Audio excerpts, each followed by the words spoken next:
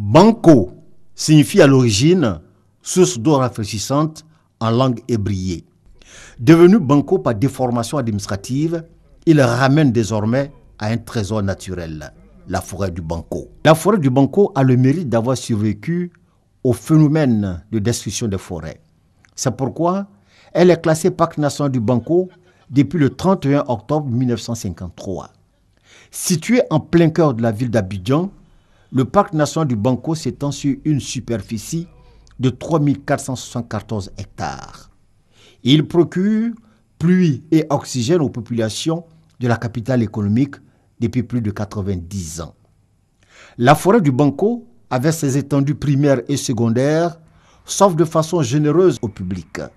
Mais comment accède-t-on à la forêt du Banco? Nous avons 4 entrées, mais aujourd'hui, il y a 2 entrées qui sont véritablement exploitées, notamment l'entrée sud et l'entrée espace écotouristique qui juste l'autoroute du Nord. Peu importe l'entrée qu'il prend, le visiteur parcourt 38 km de piste et est forcément émerveillé par la belle et luxuriante verdure qui défile sous ses yeux, avec en prime une surprise à tout moment. On peut rencontrer des animaux accidentellement, à certains qui sont rentrés, on a une famille de chimpanzés à l'intérieur, vous avez des corbes, vous avez des céphalophes, etc. Comme nous sommes en forêt, c'est plus facile pour ces animaux-là de se camoufler que d'être, j'allais dire, découverts. Ainsi, pour le visiteur, découvrir un animal dépend du facteur chance. On a vu un petit singe en entrant dans la forêt, donc on a regardé le singe, c'était vraiment bien. Chimpanzé vient, il s'amuse ici, et puis il voit les photos dans le milieu là, et puis il s'amuse, et puis il n'attaque pas. Les destinations du parc sont variées. On y trouve une école forestière. Aujourd'hui, elle n'abrite que 48 élèves à Luette, avec à côté des habitations pour les travailleurs. Pour les 48 élèves, le parc constitue par excellence un champ d'expérimentation et d'exercices pratiques. Il s'agit de vider totalement les temps de sorte à séparer les géniteurs et les fingerlings qui seront demain sexés, de sorte à conduire seulement que les mâles en grossissement.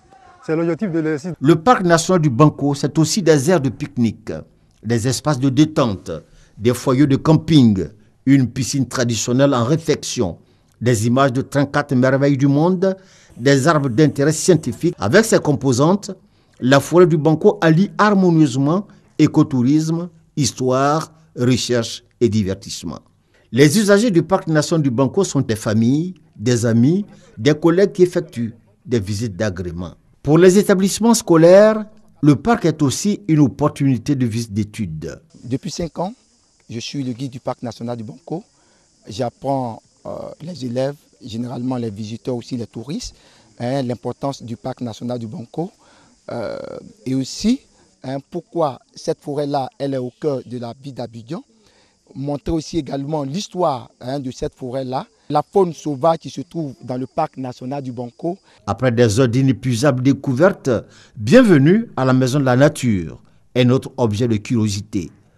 Jadis résidence du gouverneur reste, le vestige historique réhabilité a désormais vocation d'instruire le public sur les animaux et la flore. Les responsables du parc souhaitent davantage de visites. Mais depuis quelque temps, le parc souffre de préjugés concernant l'insécurité. Il y a plus d'insécurité à l'extérieur qu'à l'intérieur. Toutes les grandes forces ou les grands commandements, comme on le dit généralement, font des manœuvres à l'intérieur. L'insécurité zéro n'existe pas. C'est pourquoi nos équipes patrouillent de jour comme de nuit pour rassurer les populations qui veulent vraiment venir découvrir le parc. Faut-il le dire, le parc national du Banco est si près de nous. Il n'attend que nous, avec ses générosités insoupçonnables et ses bienfaits naturels inépuisables.